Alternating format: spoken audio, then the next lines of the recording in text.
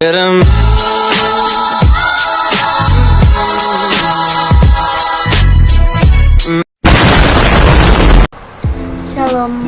selamat pagi saudara-saudari yang sama dikasih Tuhan. Perkenalkan, nama saya Philadelphia Astuwandira. Saya biasa dipanggil Villa. Saya merupakan salah satu mahasiswa dari Sekolah Tinggi Filsafat Teologi Indonesia Bagian Timur atau biasa disingkat dengan STFT Intim Makassar. Pada video kali ini saya akan menjelaskan beberapa pertanyaan yang telah diberikan oleh salah satu dosen kami, yaitu Bapak Pendeta Dr. Bartolomeus Padatu. Nah, beberapa pertanyaan ini menjadi sebuah ujian akhir semester kami pada mata kuliah manajemen konflik dan keterampilan komunikasi. Baik, kita akan memulai dari penjelasan singkat mengenai manajemen konflik. Manajemen konflik adalah proses yang digunakan untuk mengidentifikasi, menilai, dan mengatasi konflik secara efektif. Ini adalah keterampilan penting dalam berbagai konteks, termasuk di tempat kerja, sekolah, dan hubungan interpersonal. Tujuan utama dari manajemen konflik adalah untuk menciptakan lingkungan yang lebih harmonis dan produktif dengan mengurangi dampak negatif dari konflik. Yang selanjutnya yaitu keterampilan komunikasi.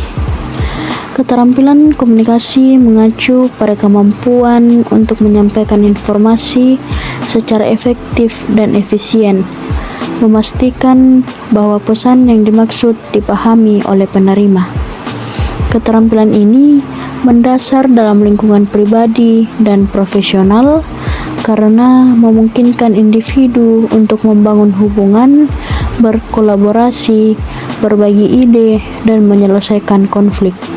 Komunikasi bukan hanya tentang berbicara atau menulis, tetapi juga melibatkan, mendengarkan, menafsirkan, dan menanggapi dengan tepat isyarat verbal dan non-verbal orang lain.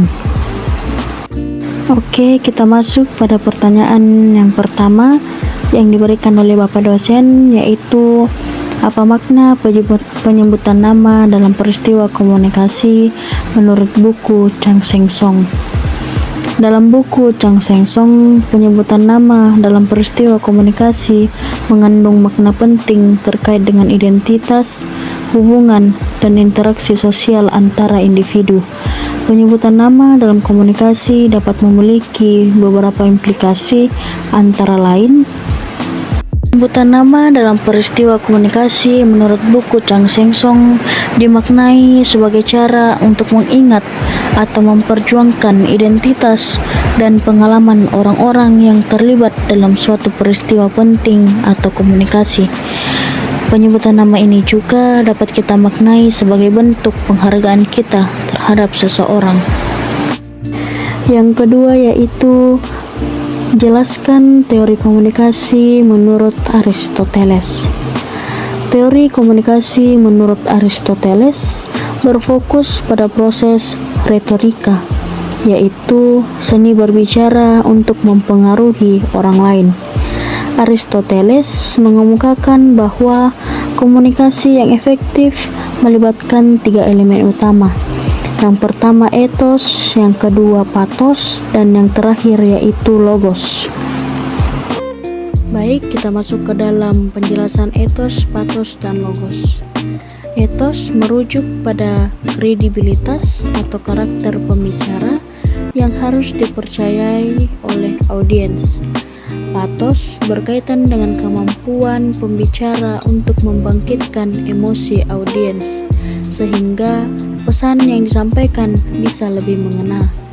Sedangkan logos adalah penggunaan logika dan alasan yang kuat dalam menyampaikan argumen agar pesan terlihat rasional dan meyakinkan.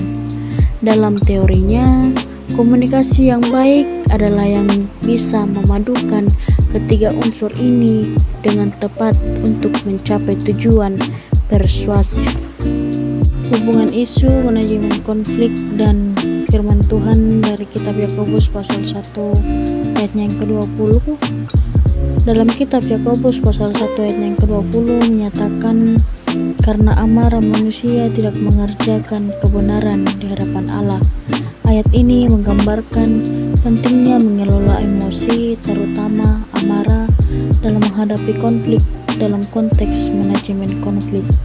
Ayat ini mengingatkan bahwa amarah seringkali memperburuk situasi dan menghalangi tercapainya solusi yang adil atau konstruktif.